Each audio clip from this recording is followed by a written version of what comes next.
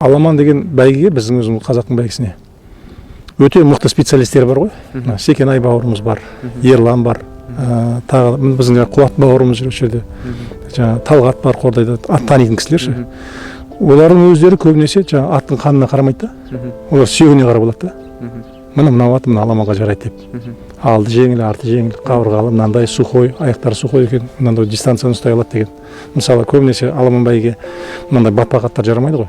Гвардейдің аттары жалпақ, шақпақ етті аттар. Етті болады, қар етті болады. Олар жарамайды да, себебі олардың өзінің метаболизмі жаңағыдай жақын қашықтыққа арналған. Кейбіреулер сондай аттардың өзінен кейбіреулер бір сухой бірдеңе өтіп отырады. Көбінесе жаңағы бізде көп шапқан аттардың ішінде атақты ұтып жүрген жаңа қара көздердің өздерінде көбінесе майлерлер отыр да. Мына жағында шеше жағының шешесінің шешесі, сол жағында бір майлерлер отыр да. Майлер деген 1600-дің аты да.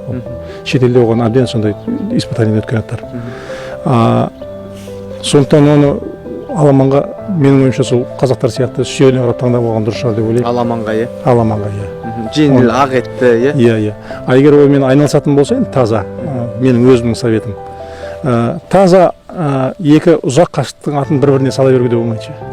Одан вообще тихо ход тартылады.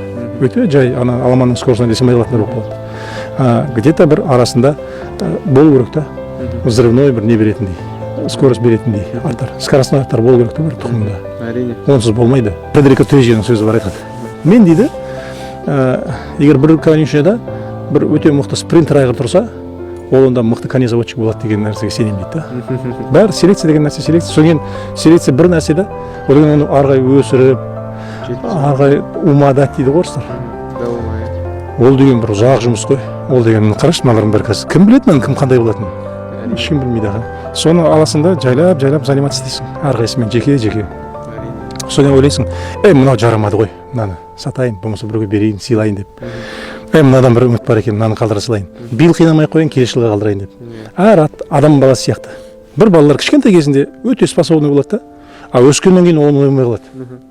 Жылқы да сондай. 2 жасында ол уже қырып тастайды да барлығын. 3 жасына келген кезде түк шабылмай қалады. Себебі ана қасында жүрген 2 жасар боқмұрындардың барлығы өсіп дәу жігіт болған кезде уже ананы озып қояды барлығы. Сондай нәрсе да бұл. Оны ешкім білмепті да. Енді оны шетелде не бар да? Статистика деген нәрсе бар да. Анализ жасайды да бәріне. Мына айғырдың балалары дейді, ылғи 3 жасында жүгіреді дейді мысалы, иә? Поздно спелый дейді. Біреулер ранне спелый деп. Сөйтіп жазып қойды оның бәрін ше. Жаңа каталогтарын қарасаң, көбісінің балалары даже 2 жасарлардың чемпион айғырлары бар ше. 2 жасар аттардың әкелерін жаңа чемпион қылып, жаңағыдай. Мынандай 2 жасарлар.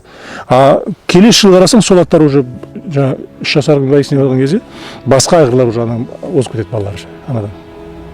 Ол сондай нәрсе да.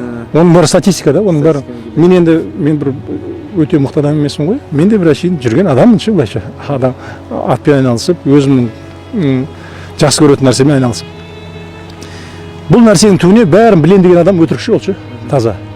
Ол білмепті да ештеңені. Бәрін білем деген адам ол өтірікші адам. Оған жоламаңдар даже, жақындамаңдар. Мен білетінім әлі алда, білмейтін нәрсем көп деген адамдар, вот солар дұрыс адамдар. Солардан әлі ақыл сұрауға болады.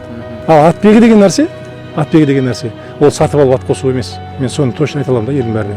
Атбегі деген ол өзіңнен өсіріп, өзіңнен шығарып, өзіңнен результат берсең, сол атбегі деп адам.